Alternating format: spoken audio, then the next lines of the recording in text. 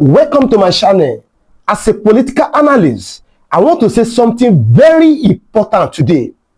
There is a serious political conversation growing quietly across Nigeria right now. And many supporters of Peter Obi and Kwankwaso believe something bigger is happening behind the scenes ahead of 2027. Yes, the political atmosphere is changing fast. Supporters are talking, political camps are reacting, and many Nigerians are beginning to ask difficult questions about the future of the opposition movement. But here is the biggest question. Did Peter Obi and Kwankwaso see problems inside ADC before other people notice it? Because right now, many supporters believe their political move may have changed the entire conversation ahead of 2027. And as this discussion continues to grow, one thing is becoming clear. The next election may be more complicated than many people expected. If you are new to this channel, please subscribe, like this video, and comment your opinion below. Now, let's go to the street. Yeah, anybody has right, legal right to defect to any political party he deems fit. Obi's decision this late hour is quite legal and let me say decisive. Why am I saying this? If you look at this hour, it's getting late for that, but not in totality. So defecting to ADC, NDC is due to the fact that Atiku has actually failed to follow the rotational policy between the north and the south. Atiku still insisting on being one of the aspirants of ADC is what is causing, let me say, political repos within ADC and other, even if you ask me, political parties. Why? The North and the South has been cheering the presidency, recently. I think actually it started as early as 1989 when Alex Ekweme held this kind of workshop at University of Nigeria, Nsukka. I don't know what to understand. The true federalism, that was the topic. Then again, it was discussing on Nigeria economy being monolithic. That's Nigeria depending only on oil, not diversifying to other sector to make money. So where I'm going to is, if the presidency is shifted from north, it is going to the south. If shifted from the south, it's going to the north. And the north barely finished 8 straight years. Yes, that was the lifespan of Muhammad Buhari presidency. 8 good years it lasted.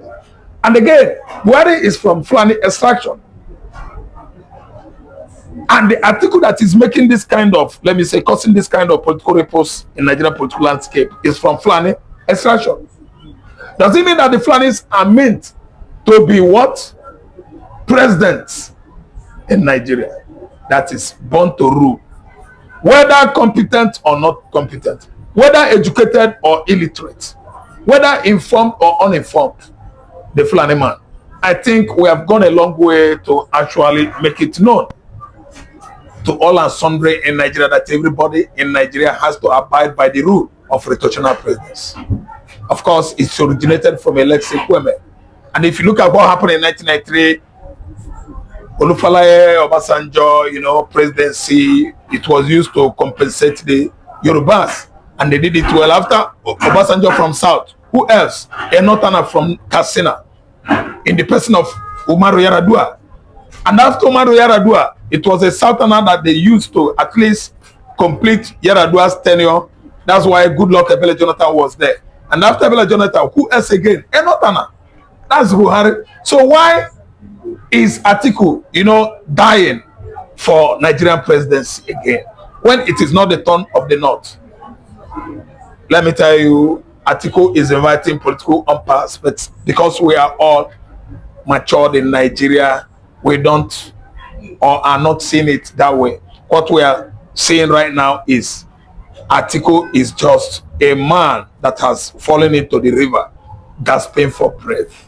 Do you think Obi and Kwankwaso can build stronger political movement? That's a very good pair-up. Yeah, that's a very good political pair-up. The two are pairing right now, and the whole Nigerians are looking towards their direction.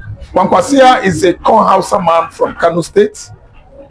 while Obi, a former Anambra State governor that actually won the Man of the Year 2023, when he challenged APC and PDP and outrightly won election, denied his mandate due to the kind of, let me say, fallible, judiciary industry we have in Nigeria that actually gave it to the wrong person. Tinubu used his money and bought it, paid the judiciary and actually the umpire, INEC. That's why Tinubu currently is a Nigerian president that has failed. He is a tremendous failure. And today, pairing Obi and Atiku, the entire North are looking towards that direction because that's the only thing, the only solution currently that will, let me say, quell or quench the fire of political impasse or crisis going on. Quenching the fire of the same economic crisis or impasse going on across Nigeria. Nigeria economy is down. Look at pump price. Fuel price per liter is 1,004. And someone that has gone to Ojota Park protesting against Jonathan, a man who has pegged it to it's on 87 naira per liter. Jonathan's regime is 1 million times better than Tinubu regime. A man he called drunkard is now more sane, more sober than he, Tinubu. Tinubu has failed. I think both of them, Kwankwaso and Obi, they are going to make great leaders. Thank you very much.